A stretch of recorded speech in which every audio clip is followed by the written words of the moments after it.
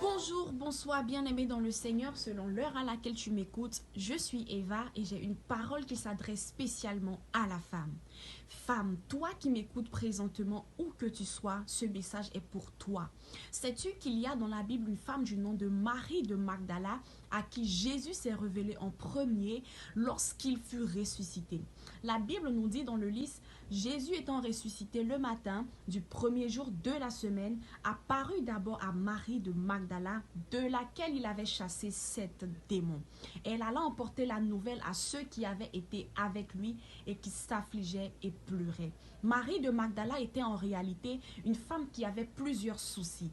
Mais je trouve intéressant comment Dieu se révèle premièrement à une femme après sa résurrection, et ce n'était pas n'importe laquelle, mais celle dont il a lui-même chassé 7 esprits impurs. Marie de Magdala était une prostituée, et donc j'imagine qu'il avait peut-être été possédée par un esprit de peur, peut-être par un esprit de séduction, peut-être par un esprit qui l'empêchait réellement d'exceller dans sa vie. Mais lorsqu'elle s'est approchée de Jésus, elle est allée verser du parfum sur le pied de Jésus. Dieu l'a délivrée et a fait d'elle un modèle dont on peut citer le nom même lorsqu'on parle de Dieu. Aujourd'hui, je vois des femmes qui sont méprisées, qui sont rejetées de la société à cause de leur passé, à cause de ce qu'elles ont vécu. Je viens dire donc à cette femme que tu n'es pas définie en fonction de ton passé. Si à cause de ces choses, des gens t'avaient dit que tu ne pouvais pas expérimenter la présence de Dieu, c'est faux.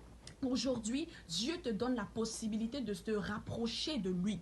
Et donc, tu es qualifié pour pouvoir expérimenter une présence de Dieu personnelle et particulière durant ton parcours sur la terre. Je viens dire aujourd'hui, femme, toi qui m'écoutes, tu es une choisie de Dieu. Et Dieu compte avec toi parce que des choses merveilleuses peuvent être annoncées par ton canal, à l'exemple de Marie de Magdala. Des changements peuvent être opérés au travers de toi. Je viens dire à une femme que tu dois croire en toi, que ces choses que tu as entendues, ne les écoute pas, mais regarde plutôt à ce que Dieu peut faire avec toi, tout comme il a impacté la vie de Marie de Magdala.